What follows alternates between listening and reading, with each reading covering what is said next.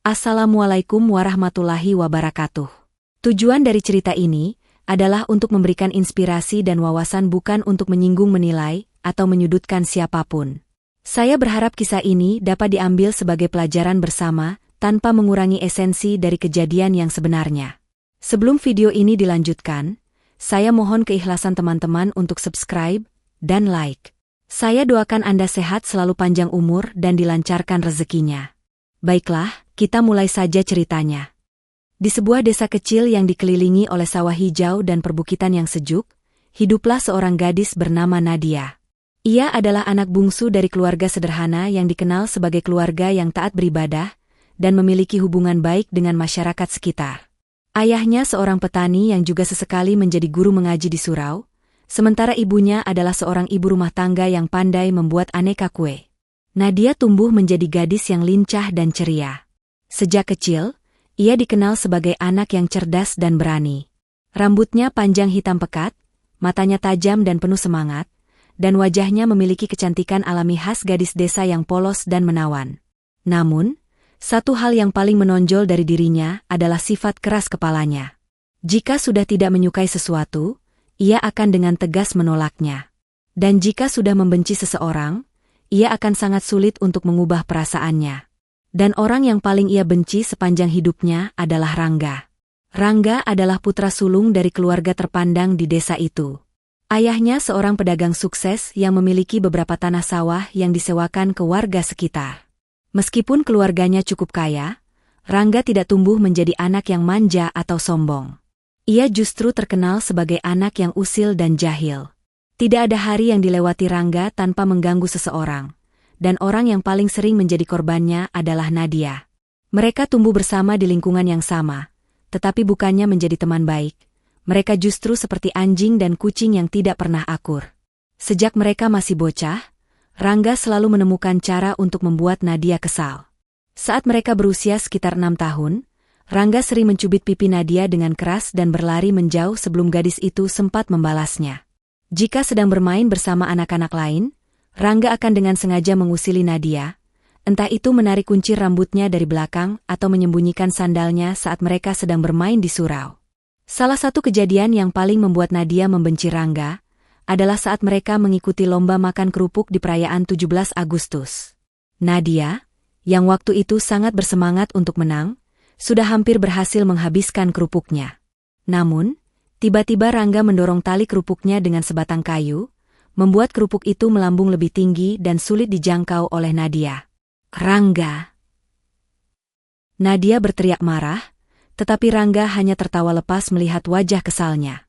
Sejak saat itu, Nadia semakin yakin bahwa Rangga adalah musuh bebuyutannya. Saat mereka mulai masuk sekolah dasar, keadaan tidak menjadi lebih baik. Rangga tetap menjadi anak laki-laki jahil yang suka mencari perhatian Nadia dengan cara-cara yang menyebalkan.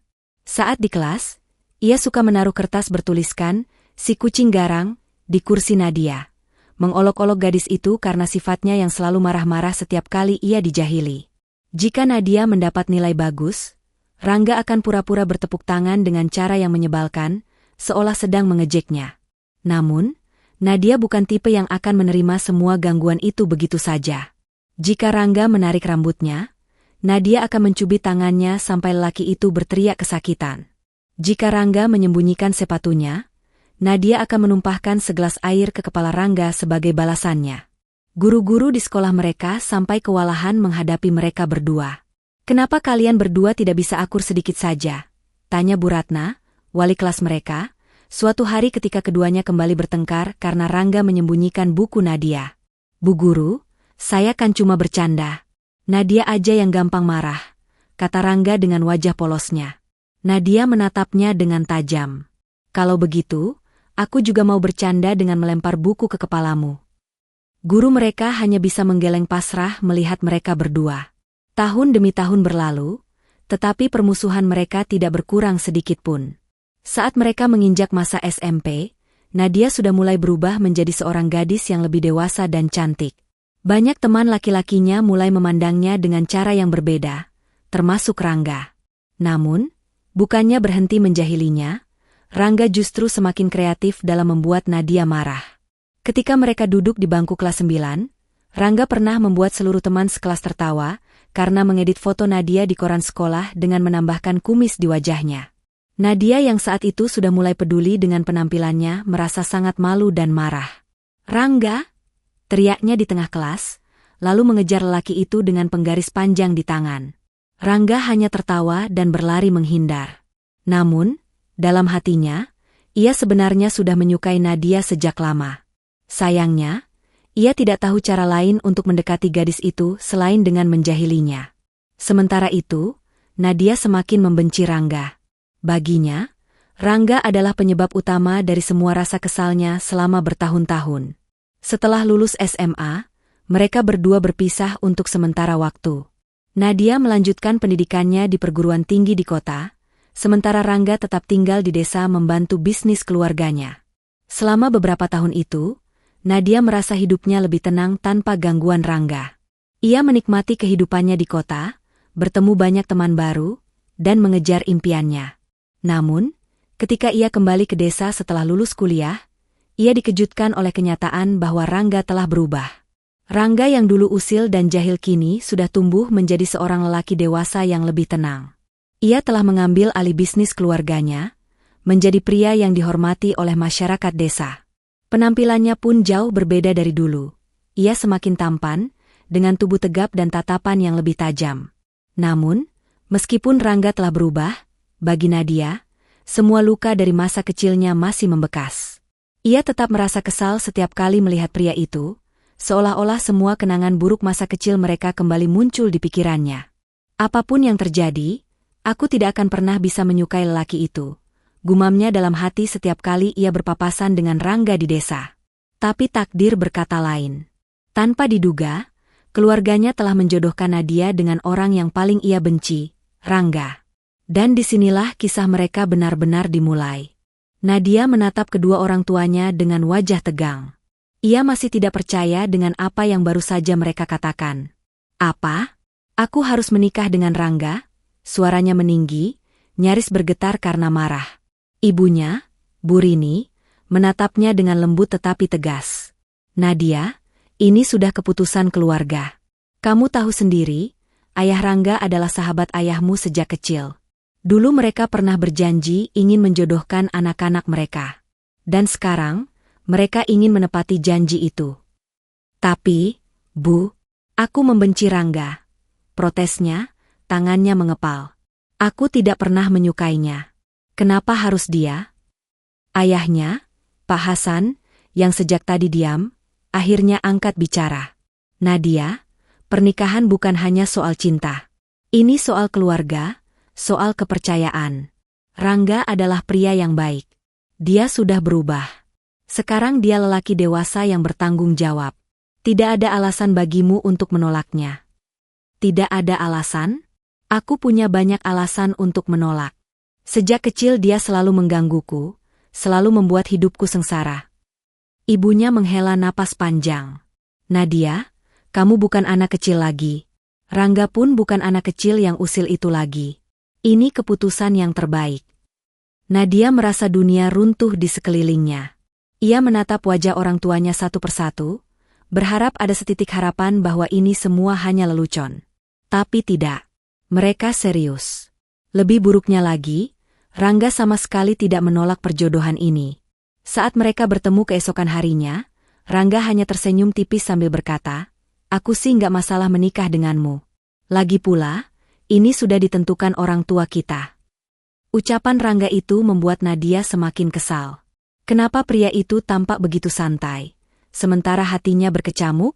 "Tapi aku masalah," bentaknya. Rangga tertawa kecil, matanya berbinar penuh godaan.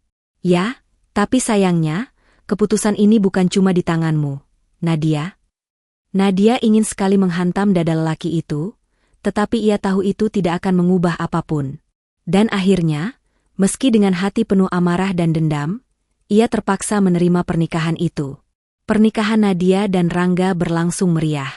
Warga desa datang berbondong-bondong, menyaksikan pernikahan dua orang yang sejak kecil terkenal sering bertengkar. Banyak yang berbisik-bisik, menganggap ini seperti takdir yang aneh. Akhirnya si Nadia dan Rangga menikah juga. "Ya?" padahal dulu seperti anjing dan kucing. Siapa sangka? Mungkin memang jodoh itu aneh, ya? Namun, meskipun pernikahan itu terlihat bahagia di mata orang lain, Nadia merasa seperti di penjara. Ia duduk di pelaminan dengan wajah cemberut, sementara Rangga tetap santai dengan senyum tipisnya. "Kenapa kamu senyum-senyum begitu?" gerutu Nadia di sela acara. "Karena aku senang menikah denganmu," jawab Rangga santai. "Jangan bercanda. Aku tahu kamu cuma ingin melihatku menderita." Rangga terkekeh. "Kalau kamu sudah tahu, kenapa harus marah?" Nadia mendengus kesal, tetapi ia tidak bisa melakukan apapun. Ia sudah terperangkap dalam pernikahan ini. Dan ia berjanji dalam hati bahwa ia tidak akan pernah mencintai Rangga. Setelah pesta pernikahan usai, mereka mulai tinggal serumah. Nadia menempati kamar yang berbeda dari Rangga, bersikeras bahwa ia tidak akan berbagi ranjang dengan pria itu. Setiap hari, mereka selalu bertengkar karena hal-hal kecil. Pagi pertama setelah pernikahan, Nadia bangun dan menemukan Rangga sedang duduk santai di meja makan, menyeruput kopi dengan tenang. "Kenapa kamu ada di sini?" tanya Nadia dengan nada ketus. "Karena ini rumah kita," jawab Rangga santai. "Bukan. Ini rumahku. Kamu cuma numpang." Rangga tertawa kecil. "Oh ya? Aku pikir, sebagai suami, aku punya hak tinggal di sini juga." Nadia mendengus dan langsung masuk ke dapur. Ia membuka kulkas, mencari sesuatu untuk dimakan, tetapi kemudian menyadari bahwa semua bahan makanan di dapur sudah habis. "Kamu nggak belanja?" tanya Rangga, masih duduk santai. "Memangnya kenapa?" balas Nadia dengan ketus. Rangga tersenyum. "Nggak apa-apa. Aku sudah belanja. Semua bahan makanan ada di lemari atas." Nadia terdiam sejenak. Ia tidak menyangka Rangga akan repot-repot berbelanja. Namun, harga dirinya terlalu tinggi untuk berterima kasih. Jadi ia hanya berkata dingin, "Jangan berharap aku akan berterima kasih padamu." "Siapa yang berharap?" Rangga mengangkat bahu. Dan begitulah hari-hari mereka berlalu, dipenuhi pertengkaran-pertengkaran kecil yang tampaknya tidak akan pernah berakhir. Namun, seiring berjalannya waktu, Nadia mulai menyadari sesuatu. Rangga tidak lagi jahil seperti dulu. Ia tidak lagi menyembunyikan barang-barang Nadia, tidak lagi mengolok-oloknya di depan orang lain. Sebaliknya, ia mulai bersikap lebih dewasa. Saat Nadia sakit, Rangga diam-diam membelikannya obat dan memasak bubur untuknya. Saat Nadia lupa membawa payung di hari hujan, Rangga menjemputnya tanpa berkata apa-apa. Saat Nadia mengalami masalah di pekerjaannya, Rangga dengan sabar mendengarkan keluhannya tanpa mengejek atau membuatnya kesal. Ini bukan Rangga yang ia kenal. Ini bukan lelaki jahil yang selalu membuatnya marah. Dan itu membuat Nadia bingung. Ia mulai bertanya-tanya, apakah selama ini ia salah menilai Rangga?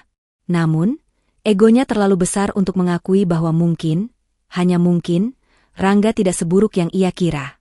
Puncak dari semua konflik terjadi ketika Nadia dan Rangga bertengkar hebat suatu malam.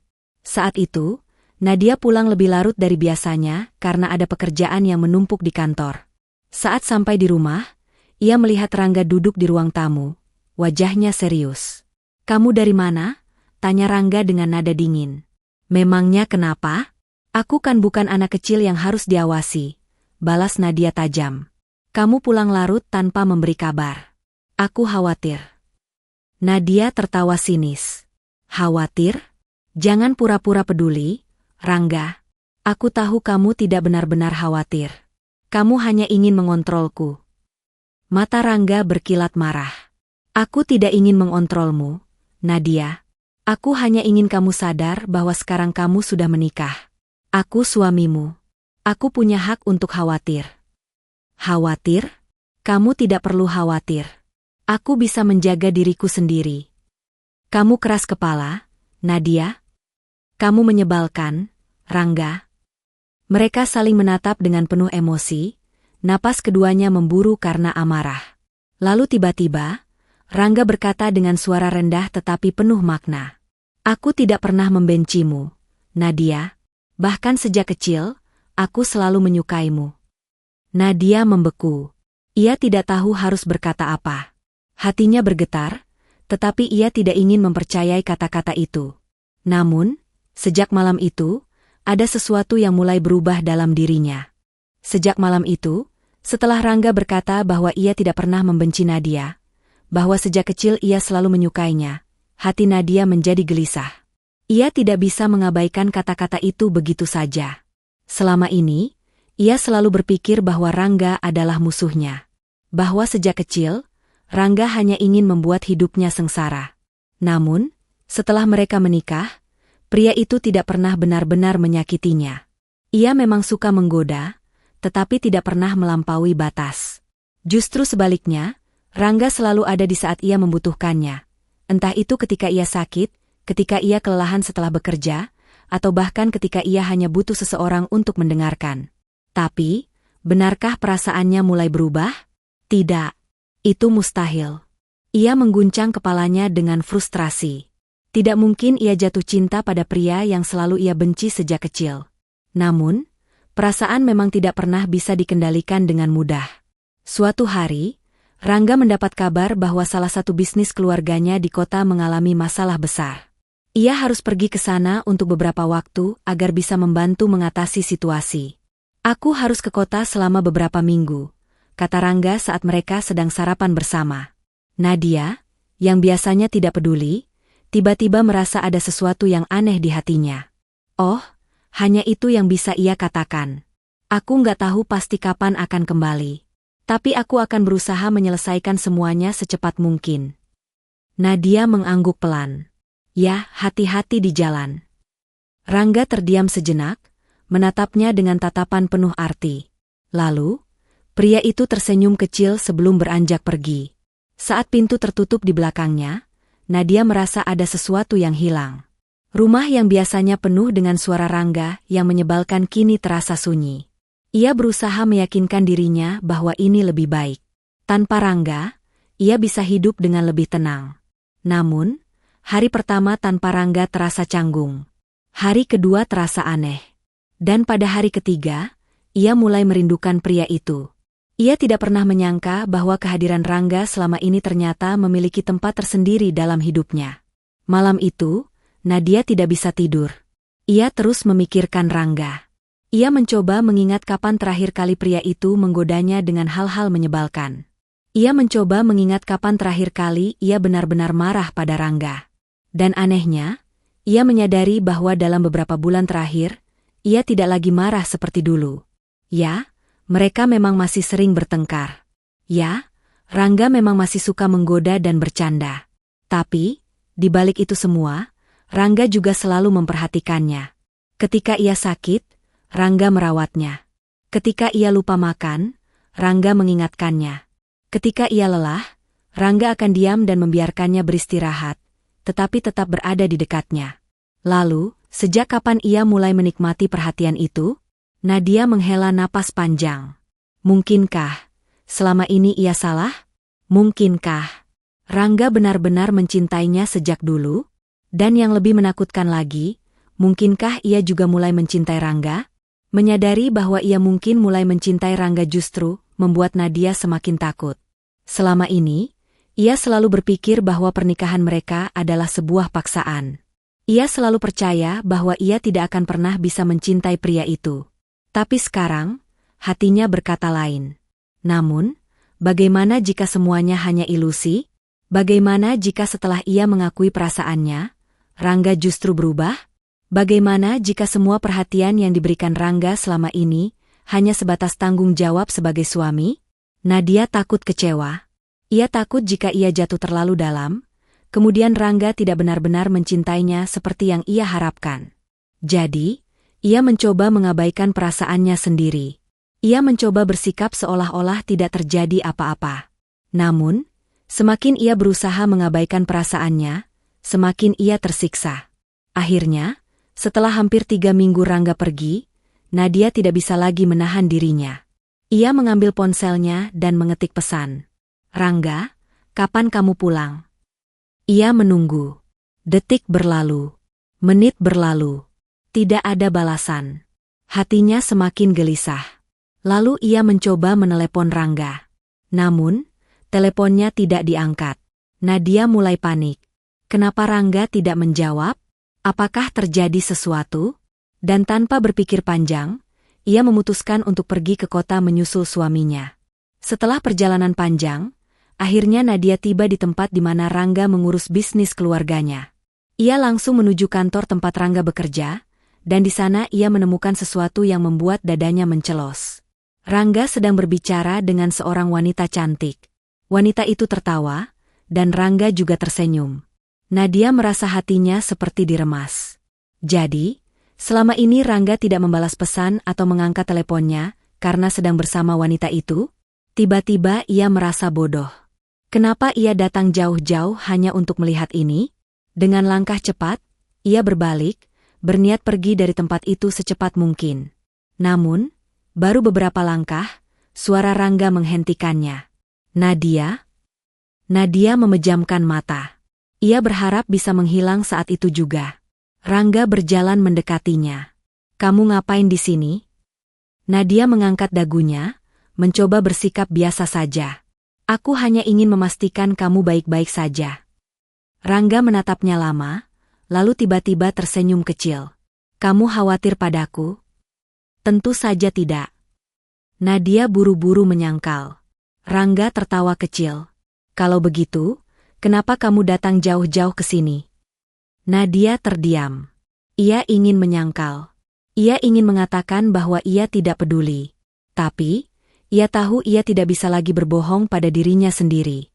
Dengan suara pelan, hampir seperti bisikan, akhirnya ia berkata, Aku merindukanmu. Rangga terkejut.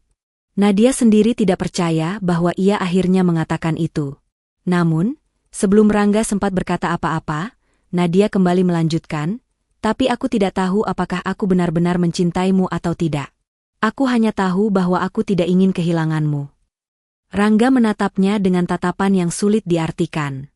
Lalu, dengan langkah mantap, ia menarik Nadia ke dalam pelukannya. Nadia, bisiknya, aku sudah mencintaimu sejak lama. Aku tahu butuh waktu bagimu untuk menerima perasaanku. Tapi aku tidak akan memaksamu. Aku hanya ingin kamu tahu bahwa aku akan selalu ada di sini, menunggumu, sampai kamu benar-benar yakin. Nadia terisak pelan. Untuk pertama kalinya dalam hidupnya, ia merasa damai dalam pelukan Rangga. Mungkin, ia tidak bisa langsung mengatakan bahwa ia mencintai pria itu. Tapi, satu hal yang pasti, ia tidak ingin melepaskannya lagi. Setelah pengakuannya di kota, Nadia kembali ke rumah bersama Rangga. Namun, meskipun ia sudah mengakui bahwa ia merindukan suaminya dan tidak ingin kehilangan Rangga, hatinya masih dipenuhi kebingungan. Cinta memang bukan sesuatu yang bisa tumbuh dalam semalam. Sepanjang perjalanan pulang, Rangga tidak banyak bicara. Ia hanya sesekali melirik ke arah Nadia dan tersenyum, seolah ingin meyakinkan bahwa semuanya akan baik-baik saja.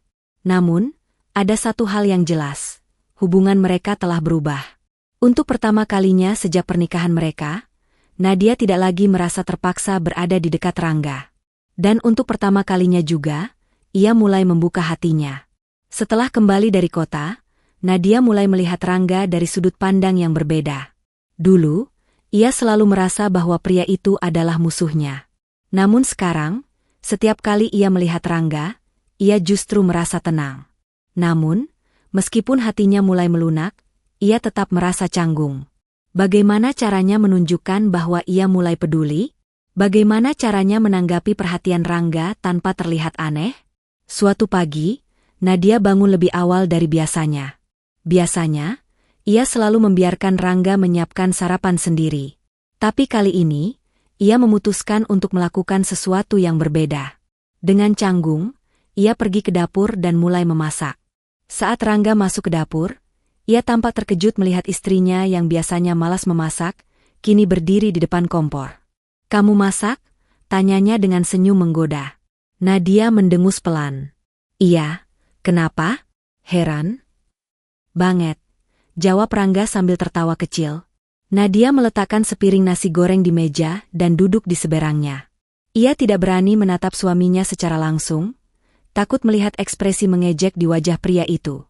Namun, ketika Rangga mulai makan, ia justru berkata dengan suara lembut, "Ini enak." "Terima kasih, Nadia." Nadia menegang. Ia tidak terbiasa mendengar Rangga berbicara dengan nada seperti itu. Tidak usah berterima kasih, gumamnya sambil menunduk. Rangga tersenyum kecil. Ia tahu bahwa istrinya masih canggung, tapi setidaknya ini adalah langkah awal. Hari demi hari berlalu, dan tanpa disadari, Nadia mulai nyaman dengan keberadaan Rangga. Setiap pagi, mereka mulai sarapan bersama. Setiap sore, mereka saling bercerita tentang aktivitas masing-masing. Dan setiap malam, Nadia mulai merasa kehilangan jika tidak melihat wajah Rangga sebelum tidur. Sampai akhirnya, ia mulai bertanya pada dirinya sendiri, apa ini cinta? Namun, ia masih ragu untuk mengatakannya. Ia takut jika ia terlalu cepat mengakui perasaannya, semuanya akan berubah. Tapi di sisi lain, ia juga tidak bisa terus menyembunyikan apa yang ia rasakan. Hingga suatu hari, perasaan itu mencapai puncaknya. Suatu pagi, Rangga menerima telepon dari ayahnya yang meminta Rangga kembali ke kota untuk sementara waktu. Aku harus pergi lagi selama beberapa hari, kata Rangga saat mereka duduk di ruang tamu. Nadia menegang. Ia ingat betapa gelisahnya ia saat Rangga pergi sebelumnya. Dan kali ini, ia tidak ingin merasa seperti itu lagi. Namun, ia juga tidak tahu bagaimana harus mengungkapkan perasaannya. Kapan kamu pulang? Tanyanya dengan suara lebih pelan dari yang ia maksudkan. Rangga tersenyum. Aku akan kembali secepat mungkin. Kamu akan merindukanku. Nadia ingin membalas dengan sarkasme seperti biasanya, tapi kali ini, ia hanya diam. Karena jawabannya adalah ya. Namun, sebelum ia bisa mengatakan apapun, Rangga sudah bangkit dan mengusap puncak kepalanya dengan lembut. Jaga diri baik-baik, ya, katanya sebelum pergi. Saat pintu tertutup di belakangnya, Nadia merasa ada lubang besar di hatinya. Dan saat itulah ia menyadari, ia tidak bisa lagi menyangkal perasaannya. Ia mencintai Rangga. Beberapa hari setelah kepergian Rangga, Nadia tidak bisa lagi menahan perasaannya. Ia merindukan pria itu lebih dari sebelumnya. Dan kali ini, ia tidak akan menunggu lebih lama untuk mengatakan yang sebenarnya. Maka, tanpa berpikir panjang, ia menelepon Rangga. Ketika suaminya mengangkat telepon, Nadia langsung berkata tanpa basa-basi, Rangga, aku ingin kamu pulang sekarang. Rangga terdiam di seberang sana. Kenapa? Ada sesuatu yang terjadi? Nadia menarik napas dalam-dalam. Ini saatnya. Aku mencintaimu, katanya pelan, tapi penuh ketulusan. Hening. Beberapa detik berlalu tanpa jawaban, dan Nadia mulai panik. Aku tahu ini mungkin terdengar tiba-tiba, lanjutnya dengan gugup, tapi aku sudah lama menyadarinya. Aku hanya terlalu takut untuk mengakuinya. Aku tidak tahu kapan perasaan ini mulai tumbuh, tapi yang jelas, aku tidak ingin kehilanganmu lagi. Masih tidak ada jawaban dari Rangga. Nadia mulai berpikir bahwa mungkin ia telah melakukan kesalahan dengan mengatakan ini terlalu cepat. Namun, tepat saat ia akan mengatakan sesuatu untuk memperbaiki situasi, ia mendengar suara tawa pelan dari seberang sana. Nadia, kata Rangga akhirnya, suaranya terdengar hangat. Aku akan pulang sekarang juga. Nadia terdiam, lalu perlahan tersenyum. Untuk pertama kalinya dalam hidupnya, ia merasa benar-benar bahagia. Beberapa jam kemudian, Rangga tiba di rumah lebih cepat dari yang Nadia duga. Begitu pria itu masuk, ia langsung menarik Nadia ke dalam pelukannya. Kamu tahu, katanya sambil terkekeh. Aku sudah menunggu momen ini sejak lama. Nadia menempelkan wajahnya di dada suaminya, merasa malu sekaligus lega. Aku bodoh, ya? Gumamnya pelan. Rangga menggeleng. Tidak. Kamu hanya butuh waktu. Mereka berdua terdiam sejenak, menikmati momen tersebut. Lalu, dengan suara pelan, Rangga berkata, aku mencintaimu juga, Nadia. Dan aku akan terus mencintaimu, selamanya. Nadia menutup matanya, membiarkan kebahagiaan itu memenuhi hatinya. Dulu, ia pikir pernikahan ini adalah kutukan. Namun sekarang, ia tahu bahwa ini adalah berkah terbesar dalam hidupnya. Dan akhirnya, ia bisa menerima bahwa pria yang dulu paling ia benci, adalah pria yang paling ia cintai. Waktu terus berlalu, dan hubungan mereka semakin kuat. Mereka masih sering bertengkar, tentu saja, karena sifat mereka yang keras kepala tidak akan berubah dalam semalam. Namun, kali ini, setiap pertengkaran selalu diakhiri dengan tawa. Setiap ejekan berubah menjadi candaan yang manis.